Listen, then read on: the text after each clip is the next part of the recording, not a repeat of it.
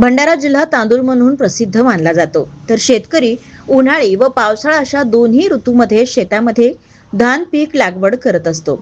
शेतकऱ्यांनी उन्हाळी धान्याची फसल लागवड करून धान कापून खरेदी केंद्रामध्ये नेत असतो। मात्र मागील 2 दिवसांपासून जिल्ह्यात अवकाळी पावसाने हजेरी लावली असता सुकलेले धान पावसामुळे ओले झाले आणि ते खराब होण्याच्या स्थितीत असल्याने शेतकरी चिंतेत पाहायला मिळत आहे।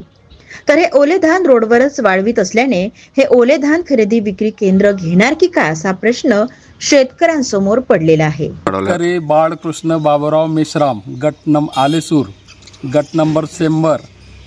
मी काल म्हणजे 2 दिवसापासून मी धान वाळवत आहे। त्या अवकाळी पावसामुळे माझे धान ओले झालेले आहेत। सरकार हे धान घेते किंवा नाही हे कळत नाही, म्हणजे फारच नुकसान झालेलं आहे। तरी सरकारने याची काळजी घ्यावी, हे केंद्रामध्ये धान घेतलं पाहिजे आणि ओलेले जे धान आहेत त्या धानाचं काही नुकसान भरपाई सरकारने दिलं पाहिजे, एवढीच माझी अपेक्षा आहे।